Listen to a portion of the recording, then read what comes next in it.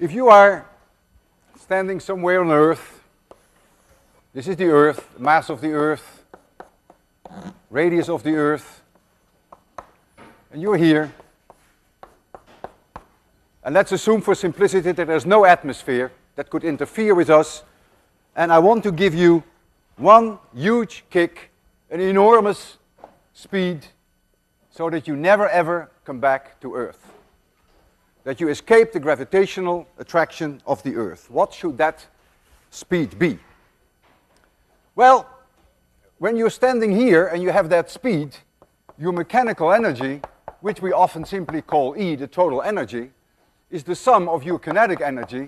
This is your mass, this is your escape velocity squared, plus the potential energy, and the potential energy equals minus mm g divided by the radius of the Earth.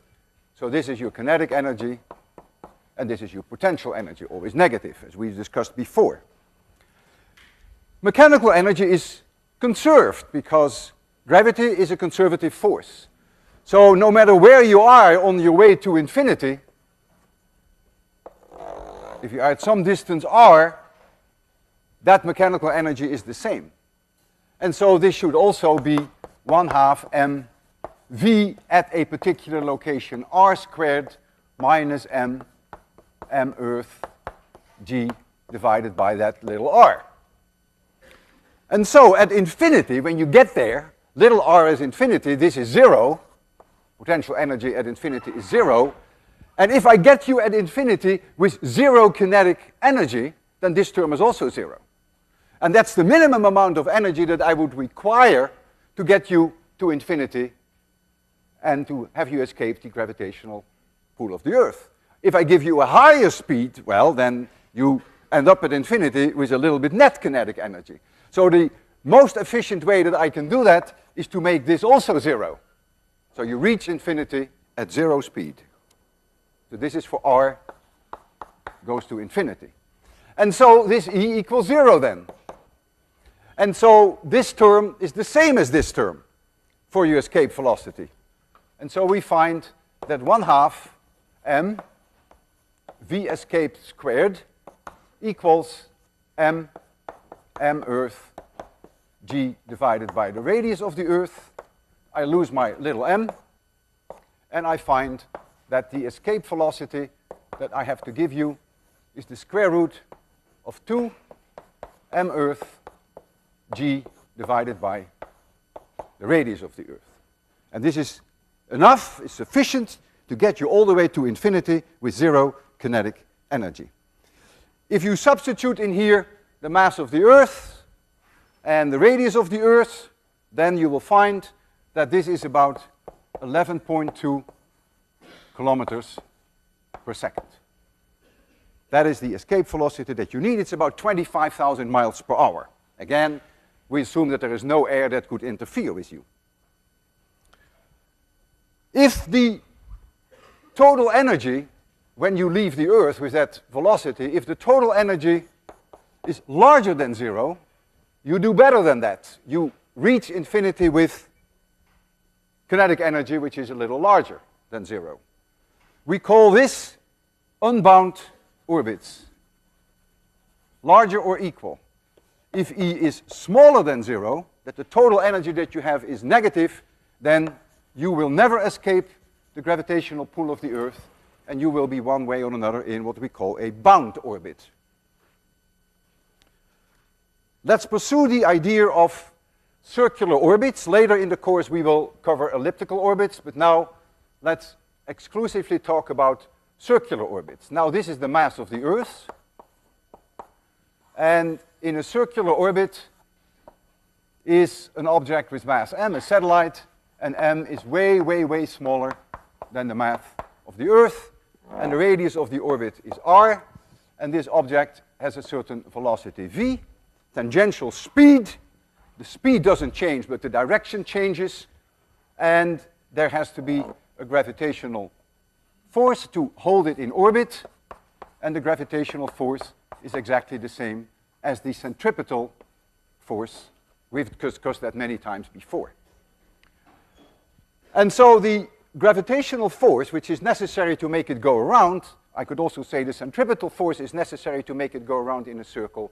That gravitational force equals m Earth g divided by r squared. This is now the distance from the Earth to the satellite, and that must be equal to m v squared divided by r. And that is that tangential speed that you see here, which a little later in time, of course, would be here.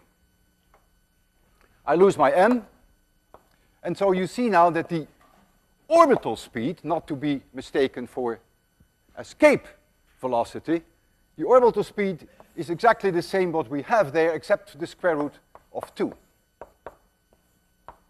divided by r. This is now r, and there was r Earth. If you know r, then you can calculate the speed in orbit. If you know the speed in orbit, you can calculate r. And so the period of going around in the orbit t equals 2 pi r divided by the orbital speed. And when you do that, you get 2 pi, you get an r to the power 3/2, and you have downstairs the square root of g m Earth. Let me move this in a little. 2 pi r to the power 3/2. So again, if you know the radius, if you know how far you are away from the Earth, the period follows uniquely. If you know the period, then the distance to the satellite follows uniquely. If we take the shuttle as an example of a near-Earth orbit, so we have the shuttle.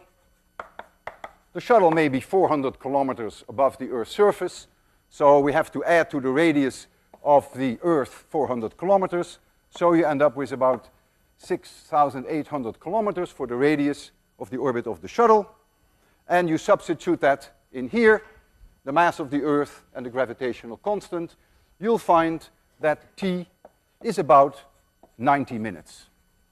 It's about 1.5 hours.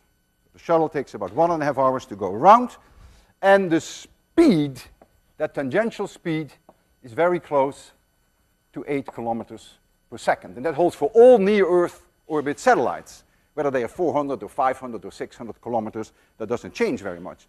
If you take the moon is much further away than the shuttle, and you take the distance to the moon, which is some 385,000 kilometers, you substitute that in this equation, you will find that the period for the moon to go around the Earth is about 27.5 days. And its speed is only 1 kilometer per second. It's much further out. If it's much further out, r is much larger, and so you see the speed will be much lower. If you take the Earth itself around the Sun, because we can use all these equations, replace the mass of the Earth by the mass of the Sun, and then we can do this for planets. So if we take the Earth around the Sun, then we have to put in the mass of the Sun, which is about 2 times 10 to the 30 kilograms. And the distance from the Earth to the Sun, we have seen that before. I call that the distance from the Sun to the Earth, is about 150 million kilometers. Forgive me for mixing up meters with kilometers, but you have to convert that, of course, to meters. And when you calculate how long it takes the Earth to go around the Sun, no surprise, you'll find 365.5 days. So there's simply substitution of these two quantities in the equation that I have here and that I have here. The velocity of the Earth in orbit is about 30 kilometers per second. It's a substantial speed, by the way, that the Earth is going around the Sun, 30 kilometers per second, way higher than the speed that the shuttle is in around the orbit, around the Earth, which is only 8 kilometers per second. Jupiter is 5 times further away than the Earth, and so the time for Jupiter to go around goes with 5 to the power 1.5. That's about 12, so it takes Jupiter about 12 years to go around the Sun. Notice that this period is independent of the mass of the little satellite. And that was very unfortunate for the Americans when on October 4, 1957, Sputnik was launched. They could find the radius very easily because they knew the period that it took Sputnik to go around the Earth. That was about 96 minutes. They could calculate the velocity, they could calculate the radius, but they had no clue about the mass. And that was a key piece of ingredient that the Americans wanted, because if the mass was very large of Sputnik, that would indicate, of course, that the Russians had very powerful rockets. So you cannot tell the mass from the orbital parameters. It's independent of mass. Whether you have a very light object or a very heavy satellite, they have the same velocity in orbit if they are at the same distance, and they have the same orbital period. I mentioned earlier, notice that the orbital period and the escape velocity vary by a square root of 2. If you are at a particular position, for instance, you're at a particular position around the Earth, here at a satellite, if you want to escape from this, you will need a speed which is the square root of 2 times larger than that orbital velocity. And so if you wanted to escape from the Earth, then you need your 11.2 kilometers. We have it there. If you are near Earth in orbit, you are 8 kilometers per second, and 8 times the square root of 2 is exactly that 11.2. So you see the connection is always through this square root of 2. There is something remarkable about these numbers. The total mechanical energy, and I will write that once more here, which is 1/2 m v squared at a given radius minus little m, capital M, g over r, whether m is the mass of the sun or the Earth is of no concern to me now. This is the kinetic energy for something in orbit at this radius, and this is the potential energy. But now notice, I can substitute now for this v squared, I can substitute the square of this, that is the orbital speed, and then I get mg over r. And so this one equals 1/2 mg over r. And now compare the two.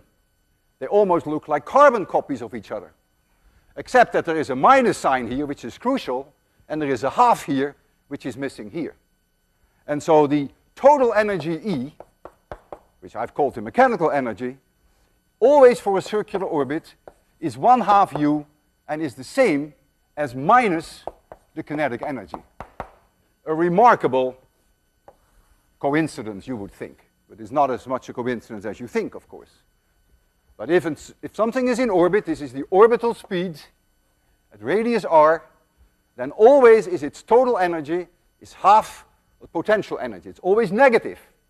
Okay, later in the course we will cover elliptical orbits. I will not do that today, and so I will march on to a completely different topic, and that is the topic of power. So I will abandon for now the orbits entirely. What is power? Power is work that is done in a certain amount of time. The W dt, if W is the work, is the instantaneous power at time t. We also know power in terms of political power. That's very different. Political power, you can do no work at all in a lot of time, and you have a lot of power. Here, in physics, life is not that easy. The units of power are the units of work, which is joules per second, for which we often write W, which is named after the physicist Watt. Don't confuse this W for work with the W for watt, which is 1 joule per second. Now, the work that I do, that the force is doing, is the dot product between the force and a certain displacement of that force. We have dealt with that before. That is a little bit of work that I'm doing, right? I have a force which is constant during a small displacement. And so I can substitute that in there, and so I get that the power is the derivative of this versus time. And that is, if I keep the force constant for that short amount of time, is the dot product times the velocity, because dr dt is simply the velocity of that object. So power is also force dotted with the velocity. If the force were perpendicular at all times to the velocity vector, then the power is 0. Let's take an example. I am on a bicycle. Here's my bicycle, and I'm sitting on a bicycle here, and I'm trying to get going. And I have a certain velocity, and I keep that velocity constant. That's the way most people would ride their bikes. Now, there is air drag, which is unavoidable. We discussed that. And the air drag acts like a force on me, F drag. And so somehow I, Walter Lewin, will have to come up with a force in this direction to overcome this drag so that the speed can be constant. Because if the net force is 0 on me, then of course I will have a constant velocity. No acceleration, no change in the velocity. How do I do that? Well, I push on the pedals. But the pedals push back on me. Action equals minus reaction. So that causes no net force on the bike at all. I push on the pedal, pedal pushes back on me, those two forces cancel. We call them internal forces. Now the pedals push on the chain, and the chain pushes on the wheel, and ultimately this wheel wants to start rotating in this direction because of my pedaling. And now here with the floor, with the road, there is friction. And so now the wheel pushes onto the road, and the road pushes back. Action equals minus reaction. And it is that force, which is really the friction, that is the force that Walter Lewin has to come up with in order to make sure that he can go with a constant speed. It's the friction that does it. You have to really think about it. It's remarkable. If there were no friction of that road, you couldn't cycle. I could do this and I would just stay still, right? There would never be any force here that would drive me in this direction. So you can go. Of course, if you had a speed and you were sliding, then of course you would always maintain that speed. I want you to appreciate that the power that I have to deliver is an extremely strong function of the speed. If we are here in the domain of what I called earlier regime 2, which is the pressure-dominated regime, then the drag force is proportional to v squared. Let's say it is a constant times v squared. We spent a whole lecture on this. That's regime 2. Let's assume it's there. Then, if I have 10 miles per hour here, I drive 10 miles per hour, and I tell you that the power, this is a given, this is not something that I show you, that is just a given, that is about a power of 0.02 around 1/50th of a horsepower, and 1 horsepower is some crazy unit, 746 watts. So this is about 15 watts. So I'm pedaling, and I keep my speed 10 miles per hour, and I have to generate 15 joules per second on average. But now I want to go to 25 miles per hour. So here we get 25. That is 2.5 times higher. But now the power that I have to generate is the dot product between the force and the velocity. Now the force and the velocity are in the same direction, so the dot can disappear. So I get that the power is k times v to the third. And so now if I want the speed to go up by a factor of 2.5, the power that I have to generate is 2.5 to the power 3 times higher, and that is about 15 times higher. So now you're talking about 0.3 horsepowers, and you're talking about something like 230 watts. And that is quite a power, let me tell you. I wonder whether there are many here in the audience who could generate this for more than even half hour.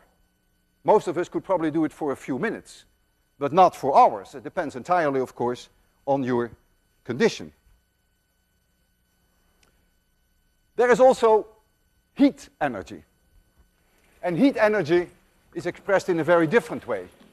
We express that in terms of calories. And a calorie is defined in a very special way as the energy which is needed to increase 1 gram of water by 1 degree centigrade. And so in general we can write that Q, which is heat energy, which is in calories, is the mass of the object times the specific heat, which for water would be 1 calorie per gram per degree centigrade times the temperature increase that we apply. So we increase the temperature of an object. The object has a mass m. We increase the temperature by this much, so many degrees Kelvin or degrees centigrade, that's the same. And then this is the number of calories that you have to put in there. I gave you the specific heat for water in calories per gram, not per kilogram. If I gave it per kilogram, which may be nicer for this course, then of course it would be 1,000 instead of 1. Aluminum has a specific heat of 0.2. Lead is unusually low, it's only 0.03. It's a very, very low. Ice is only half the specific heat of water. Ice is only 1/2 calorie per gram per degree centigrade. The physicist James Joule, after we call after him the unit of work, was the first to demonstrate that heat energy and mechanical energy are really equivalent. He did an ingenious experiment. Of course, once you hear it, you said, well, I could have thought of it myself. He takes objects with masses which hang from strings, and he lowers them in a gravitational field over a certain distance. So he knows what mgh is. And he uses these rope to rotate scoops, which are in water. And these scoops are driven, that is mechanical energy, mgh comes out in the scoops, and what does he notice? That the temperature of the water goes up, and he measures the increase in temperature, and he knows how the calorie was defined, and so he found that 1 calorie is approximately 4.2. Now it's called joules. At that time it wasn't called joules yet. So there is a direct connection between the two. I'm going to throw several numbers at you during this lecture, and I prepared a view graph. Don't copy the numbers because it's all on the web, but some of these numbers I will return to, and therefore I thought I might as well compile them in one. You see there on the top there that 1 calorie is 4.2 joules, and you also see the horsepower and other units that will come up very shortly. I all defined there. When we burn something, there is a chemical reaction which produces heat in many cases. Gasoline produces per gallon something like close to 100 million joules. Your body produces heat.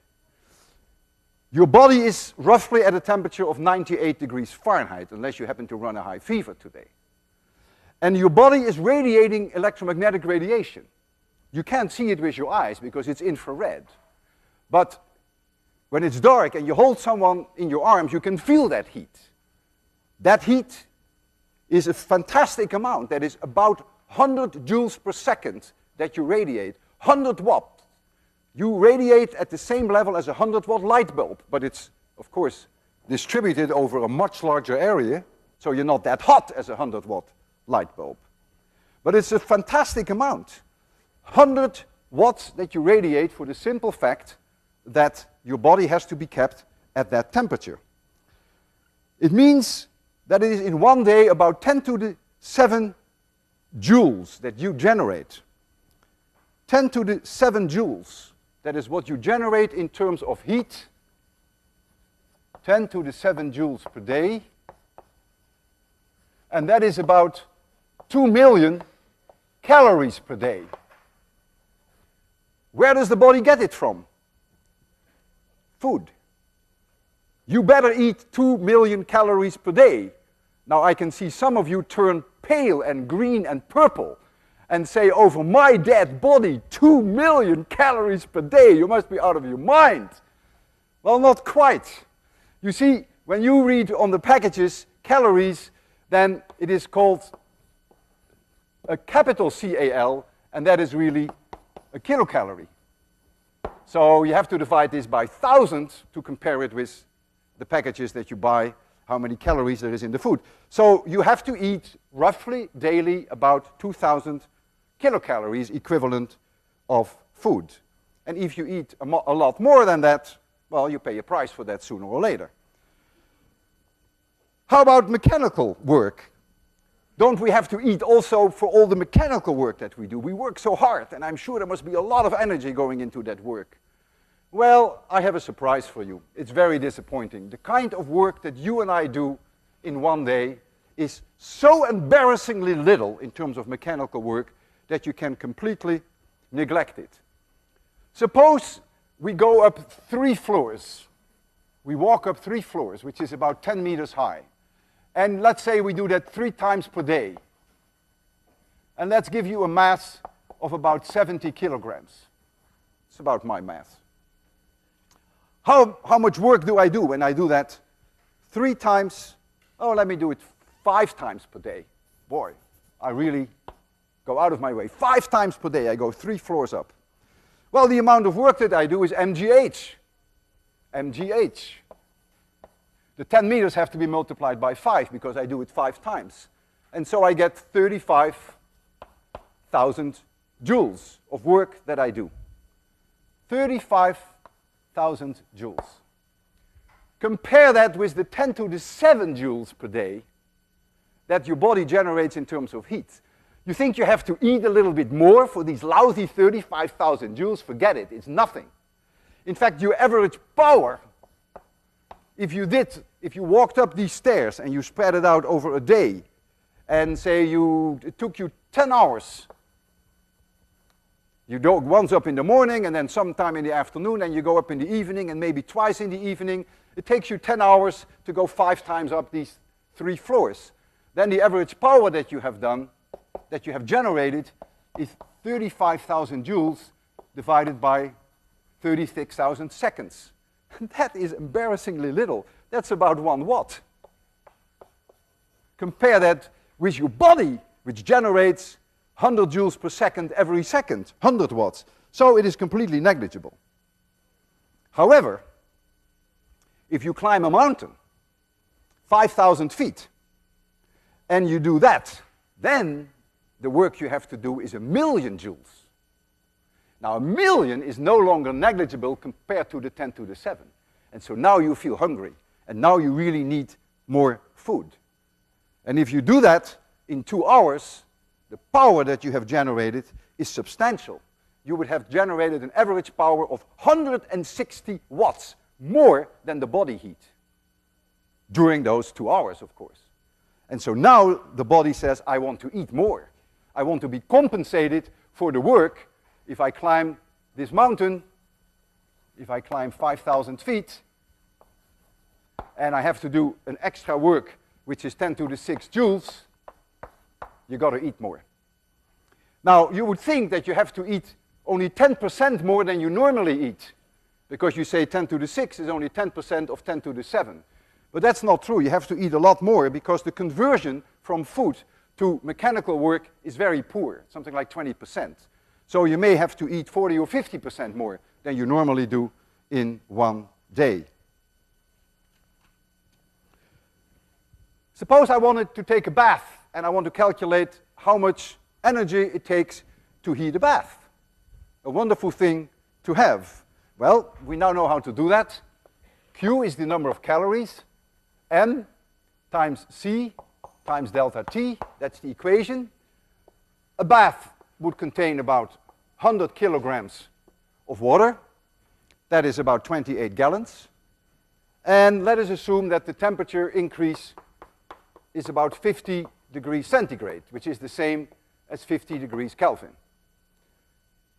We have water, and so you'll find that Q then becomes roughly 5,000 kilocalories. That's how much heat energy it takes, which is 2 times 10 to the 7 joules. So that's the energy that is needed to heat up a bath and enjoy that pleasure. I'll get back to this bath very shortly. There are many forms of energy, as we're all familiar with. There is electric energy, there's chemical energy, I mentioned that already, gasoline burning, there is mechanical energy when we move things, gravitational field, and there is nuclear energy. A waterfall is mechanical energy, MGH. You can convert that to electricity. You can convert it to heat. Electricity will power your coffee machine. It will power your TV, your radio, your VCR, your electric toothbrush, everything. It may power your electric blanket if you have one. Electric blanket is only 50 watts. Compare that with a human being. 100 watts. Much nicer to have a human being with you in bed than one electric blanket, believe me. Nuclear energy can be converted into heat. And that can be converted into mechanical energy. And again into electricity. Chemical energy. Gasoline, fossil fuel, can be burned, converted to heat, converted to electricity. I have here a device that allows me to convert mechanical energy to electric energy. And I would like to invite a student to come up here, a volunteer, he or she, who is going to show how he or she can convert mechanical energy into electric energy. We'll have the special light conditions so that we can see it well. So who wants to do that? Yeah, please come. There is a 20-watt light bulb here. You will see it very shortly. And this man has a lot of power, I can tell. More than 100 watts. Go ahead. Power that 20-watt light bulb. Put your foot on here. Take it easy. Quite impressive, eh? Okay, now we'll tighten the nuts a little on you. Here we have 6 of them. So now, go ahead, and now you are trying to generate 120 watts of power. You think you can do it? I can try. Try it. They look pretty dim to me. Nowhere near. Nowhere near. Keep going, man. Keep going. You're not even at the level of 120 watts. It's hopeless. It's hopeless. You can't do it. And even if you could do it, you would have to do this for 48 hours in a row to heat up my bathtub. Think about that. For one bath, 48 hours. But you can't even do it. 120 watts is too much. I don't blame you. I can't do it either.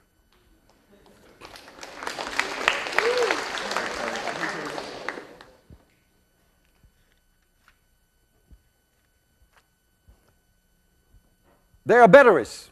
Batteries convert chemical energy to electricity directly.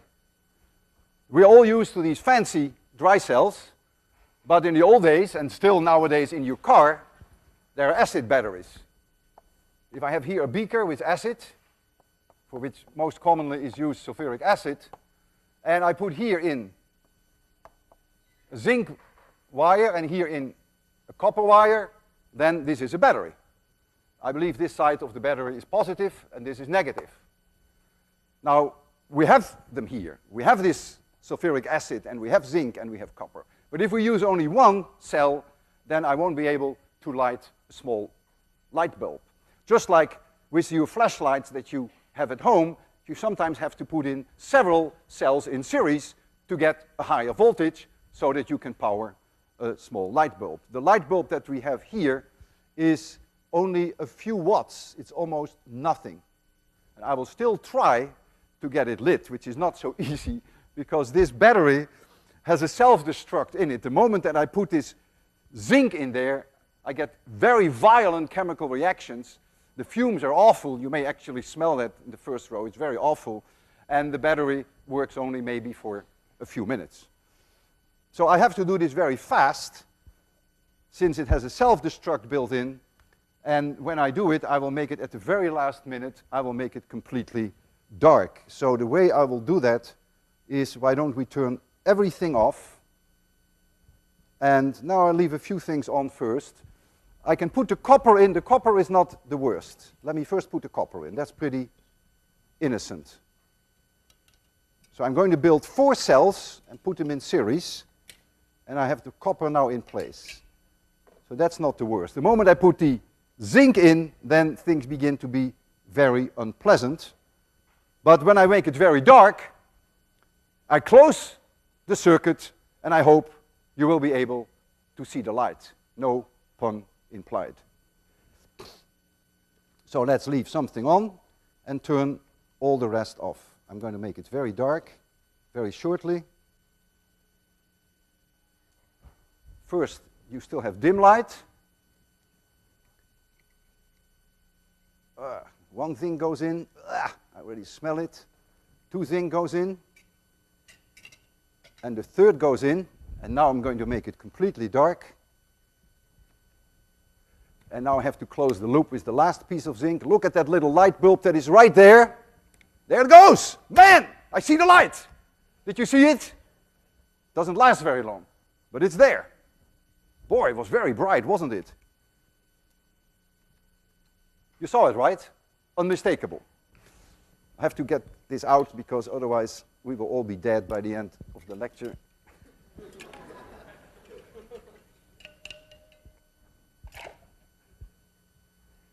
Okay.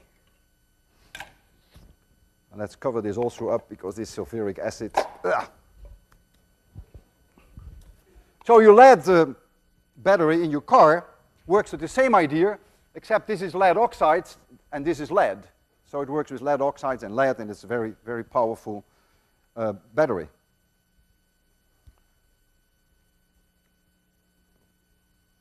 There are batteries which are very fancy, which can be charged. Nickel cadmium is a battery that can be charged. My electric shaver works on these batteries. It's wonderful. If I forget to shave in the morning, I can still do it before you come in here. That's the great thing about batteries. This probably consumes 30 watts, 30 joules per second is my rough guess, and I can probably get 1 hour of shaving out of that. Probably shave 6-7 times. So that's a total of 100,000 joules. It's not bad out of a battery, and you can even recharge it. Now we all know when you really need batteries, they're dead. When you're in the mountains and you need your flashlight because it's really an emergency, it just so happens that the batteries are dead. And therefore almost every mountaineer has with him or her a device which converts mechanical energy into electricity. And this is it. Hey, you see nothing. Oh, my light bulb broke. Oh, how sad. When you're in the mountains, you see things never work. Let me see whether the bulb may not have been tight. What a tragedy.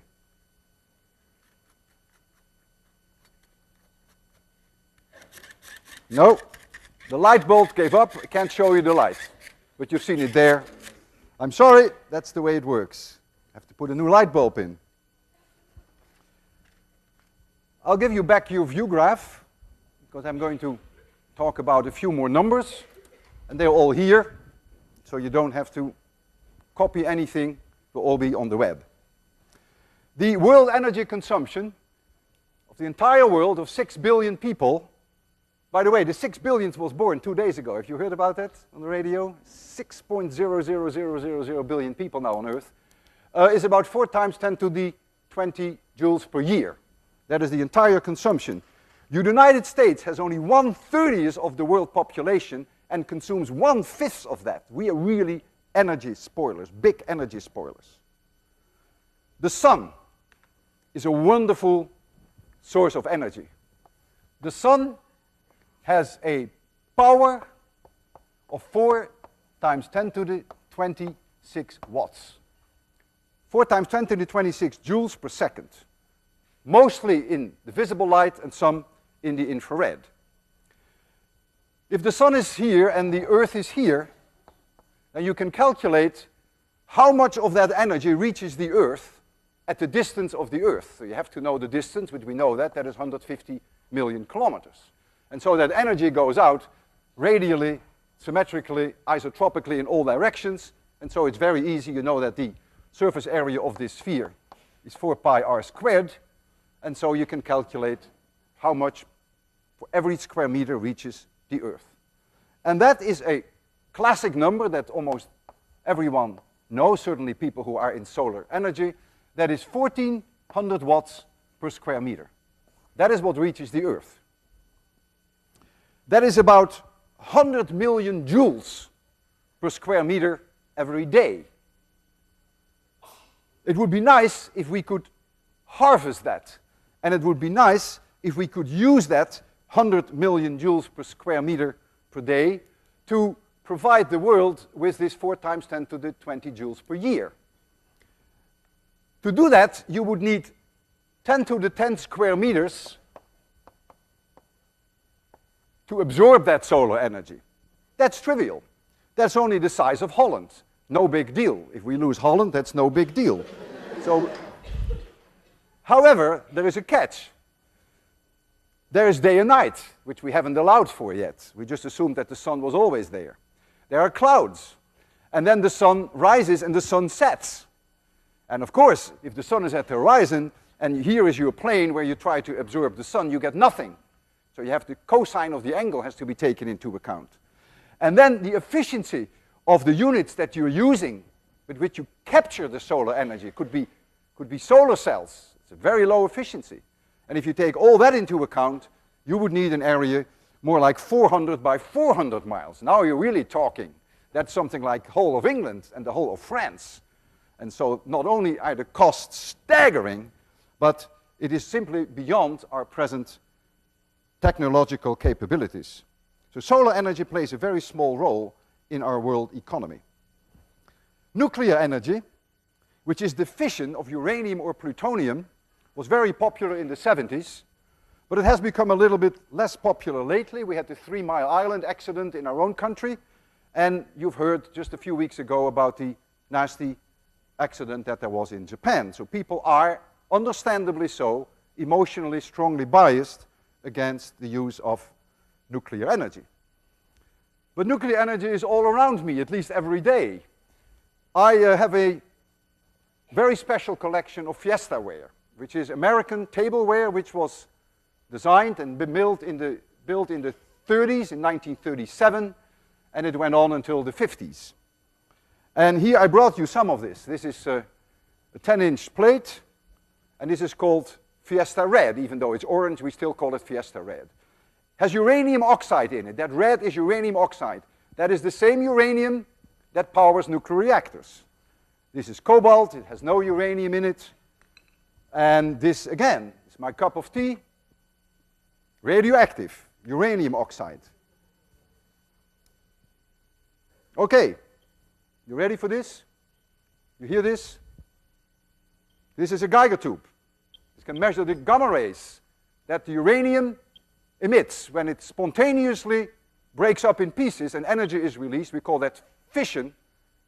You hear a little beep. I'll hold it close to my microphone. That's the plates from which I eat. This cup has no uranium oxide. But my cup of tea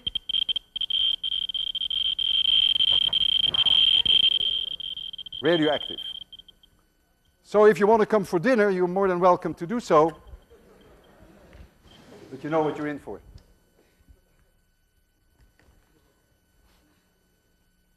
We have fossil fuel on Earth. We are consuming, at this moment, the fossil fuel at a rate which is 1 million times faster than nature could create it. 1 million times faster. And if we consume it at the present rate, or increase, maybe by only 3% per year, then we won't have any left in less than 100 years. So we have an energy crisis, a real energy crisis. And we have an environmental problem, because all these power plants and all the industries cause pollution. And so, what are we going to do about it? My own energy consumption is quite modest, I think, although I'm also in your country, so I'm sure I also consume 6 times more than the average person in the world. I use electricity, for which I get a bill. I have gas, I heat with gas, and I have also cooking with gas. I use my car, gasoline, and when I add that all up, I think I consume roughly 400 million joules per day. That 400 million joules per day is the equivalent of having 100 slaves working for me like dogs 12 hours a day. Think about that.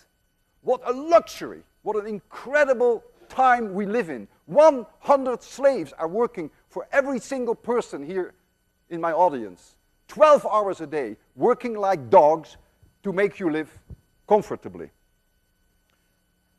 For 1 kilowatt hour of electricity, which is 4 million joules, I pay only a lousy 10 cents. My entire energy bill for those 100 slaves is no more than $150 a month.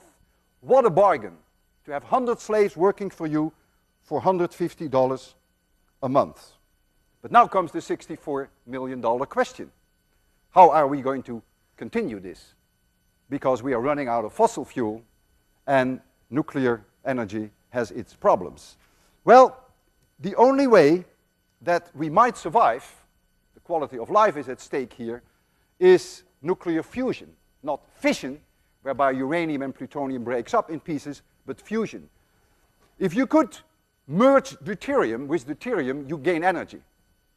Now we have 1 out of every 6,000 hydrogen atom on Earth is deuterium. And we have 1 billion cubic kilometers of water. Now it is unclear whether we will ever succeed in making a fusion reactor working. That is still completely unclear. People work hard on it. But if we succeeded, then simply the oceans would provide the world, if we consume it at that same rate that we are consuming today, 4 times 10 to the 20 joules per year, we would have enough energy for 25 billion years. All the worries are over. Because the Earth is not going to survive for any more than 5 billion years. 5 billion years from now, the sun will become 100 times bigger than it is now, and it will just swallow up the world, and it will be the end of MIT, of everything. So all we have to think of is in terms of energy for about 5 billion years. I want to leave you with what I call a brain teaser. I have here a very special ball. And I'm going to bounce this ball, and I want you to look at it and tell me what you think is the source of that energy. It's important that we have little light, because if there's too much light, then you won't see it well. So this is a ball. So you have another one here. And I will bounce it here. And then notice what you see.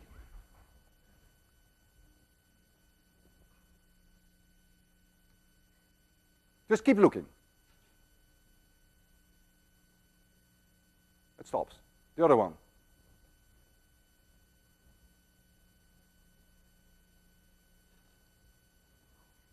And the other one.